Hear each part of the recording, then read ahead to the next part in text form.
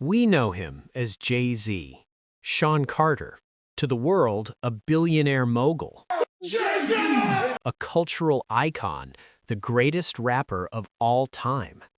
But to many rappers who stood close enough to see behind the curtain, He's a piece of work. he's something else entirely.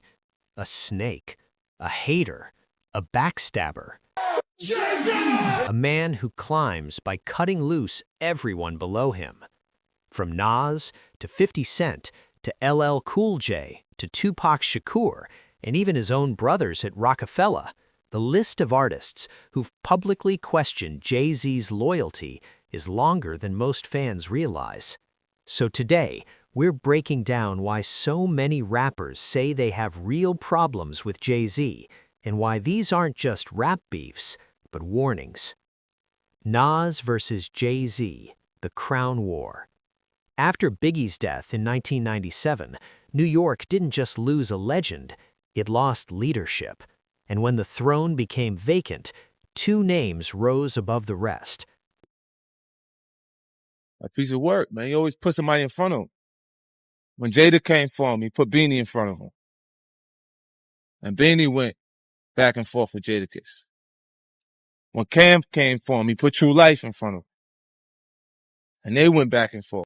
Queensbridge's poet, Nas. Brooklyn's hustler, JayZ. At first, it was subtle. Subliminal shots, side-eye interviews, competitive tension disguised as friendly rivalry. But in 2001, that tension exploded. Hot 97's Summer Jam, a packed stadium, and JayZ performs Takeover. On stage, in public, he calls Nas washed, says Illmatic was a fluke, claims the crown. That moment changed hip-hop forever. Because Nas didn't respond with noise, he responded with ether. He's willing to do that, provide us with all the information, saying that he's going to be here, there. And after all that good shit, and he said no. But it was like the way he said it. And he put his head down, he was like, no, I've never been crushed like that. And ether didn't just diss JayZ, it redefined what losing looked like. Nas accused JayZ of biting styles, of chasing trends, of pretending to be something he wasn't. The streets decided that night. JayZ won the business war, Nas won the soul of hip-hop. And while they later reconciled, the damage to JayZ's image among rappers never fully healed. 50 Cent, that's some hater shit. Curtis Jackson never trusted JayZ.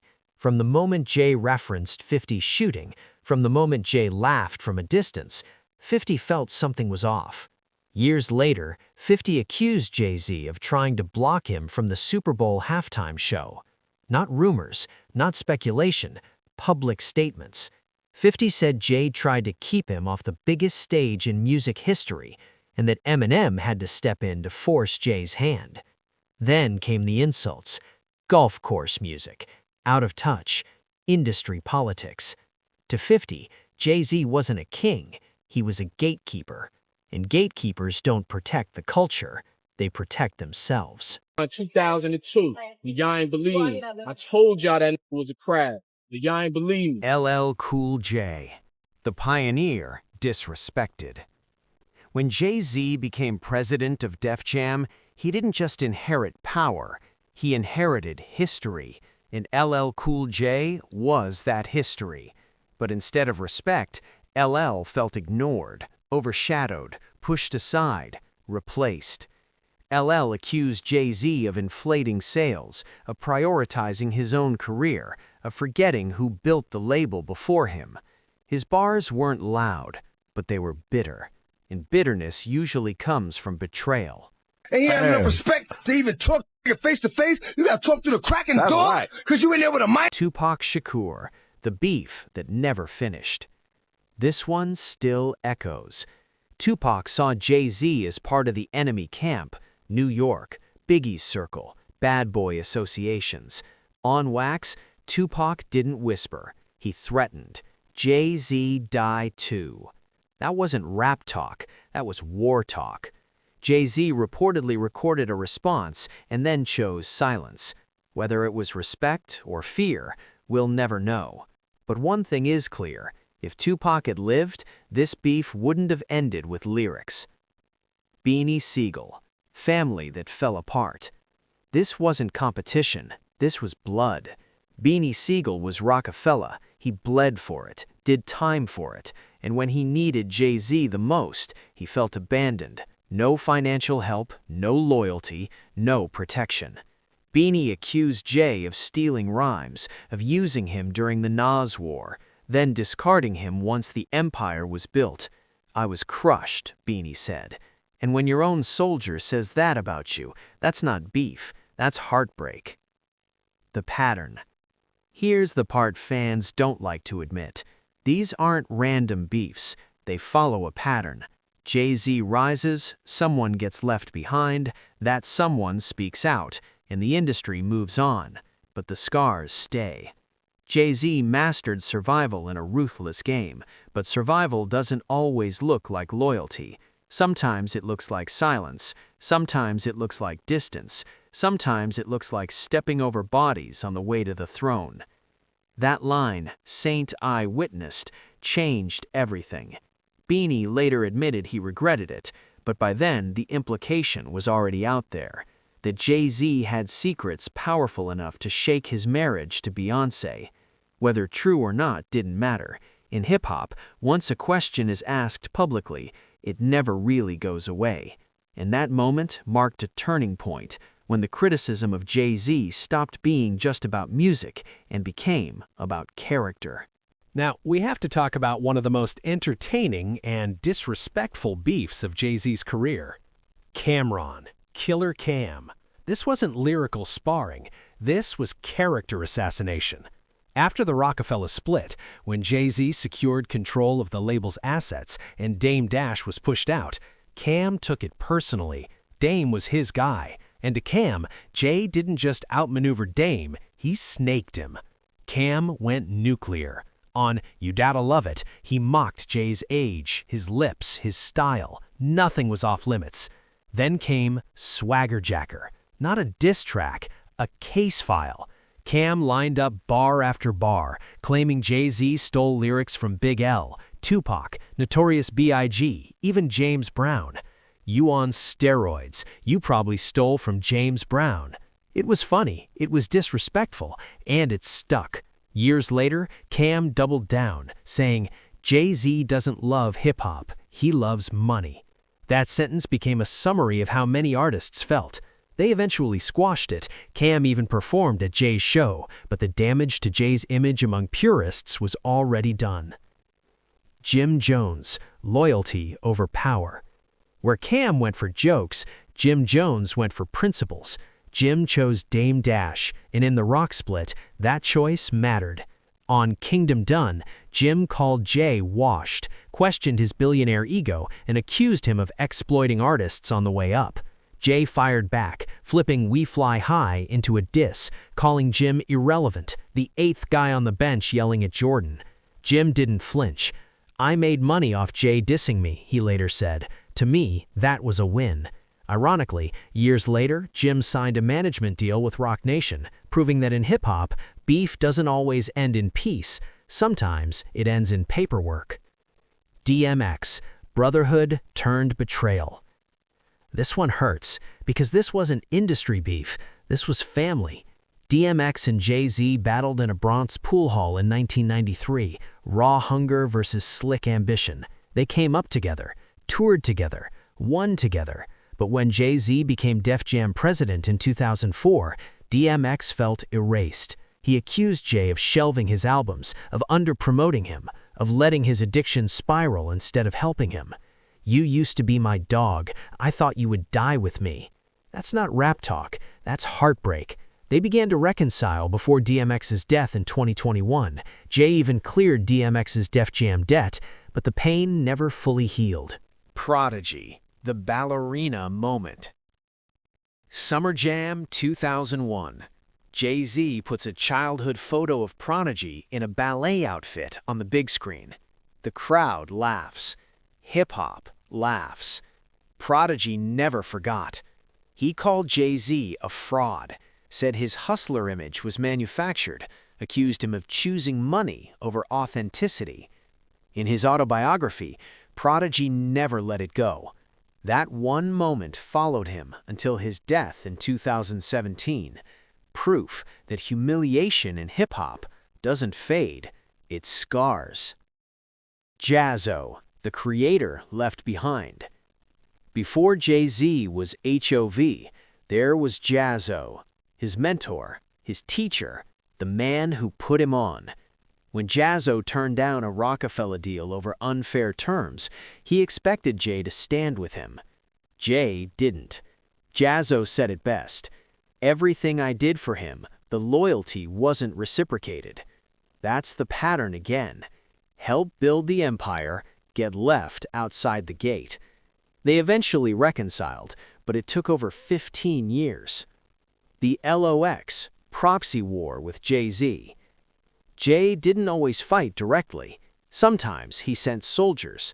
During the Roc vs. LOX tension, Jadakiss fired shots through freestyles, accusing Jay of shady business practices and hiding behind Beanie Sigel.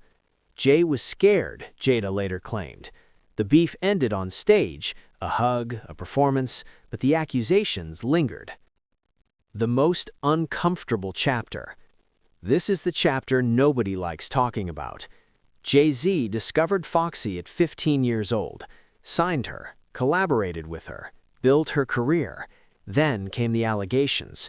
In leaked disses, Foxy accused JayZ of an inappropriate relationship, of using her, of discarding her once she was no longer useful. She later walked some claims back, but the rumors never disappeared. In 2024, when new allegations surfaced against JayZ, Foxy's cryptic posts reignited speculation. "Y'all want me anti-Hove so bad." That silence spoke louder than denial. Nicki Minaj, the modern fracture. Now fast forward, Nicki Minaj, equity, ownership, power. Nicki claimed JayZ owed her generational money tied to his business deals. She accused him of benefiting while artists stayed locked out. This wasn't about bars, this was about control. And it showed how the criticism of JayZ evolved from lyrical disputes to structural ones. The pattern is clear. Different eras, different artists, same story. JayZ wins, someone feels abandoned, someone speaks out, and hip-hop keeps moving. The question isn't whether JayZ is talented, that's undeniable. The question is, what did it cost everyone else? That's right, Nicki Minaj. And this one is different because it's still happening. Nicki claims she was promised equity in ownership, not just features or appearances. She says she put in real work, promotion, brand alignment, platform building, only to get cut out when JayZ sold the company to Block, formerly Square. In July 2025, Nicki exploded on Twitter. Not subtweets, not hints, direct shots. She talked about karmic debt, unpaid money, and accused JayZ and Roc Nation of shady business practices.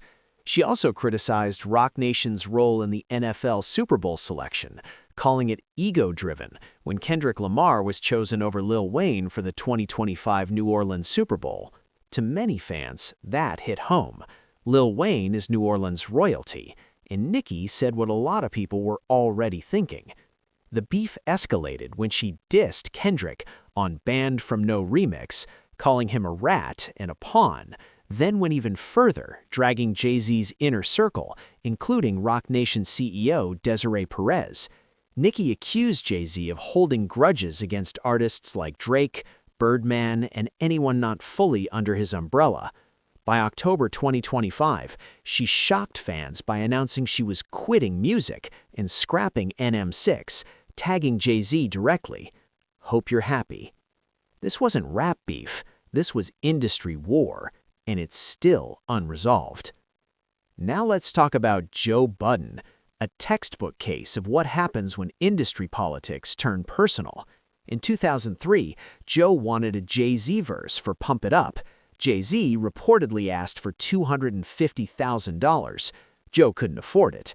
Instead, JayZ jumped on the same beat and dissed him. Cold. When JayZ became Def Jam president in 2004, Joe felt his career slowly suffocated. Album shelved, promotion weak, momentum gone. Joe later admitted the freestyle was legendary, but said the consequences were real. On his podcast, he's been brutally honest. I respect the genius, but the move was foul. Joe doesn't deny JayZ's brilliance, he questions his power plays. And finally, the game, ignored into oblivion. The beef started in 2005 when JayZ dismissed him publicly. Game responded the only way he knew, loud. Tracks like I'm So Wavy went straight at JayZ's age, image, and even Beyoncé. Disrespect at maximum volume. But JayZ barely responded, and that silence hurt more than any diss. Game later admitted part of it was cloud chasing, but also frustration. He claimed JayZ brushed him off when he asked for advice at the 40/40 Club. Years later, Game said something revealing. I'm proud JayZ dissed me, because acknowledgement from Hove, even negative, felt like validation. The final pattern. Different eras, different artists, same ending. JayZ rises, someone feels blocked, betrayed, or erased. The industry moves on. Some reconcile, some don't, some stay silent forever. So here's the real question. Is JayZ a mastermind who outplayed everyone, or a gatekeeper who left bodies behind the throne? Genius and snake don't have to be opposites. Sometimes they're the same person. Outro. YouTube ready. If you enjoyed this breakdown, smash that subscribe button, hit the bell so you don't miss the next drop, and check out the videos on your screen right now. Drop a comment below. Was JayZ justified or foul? The streets are listening.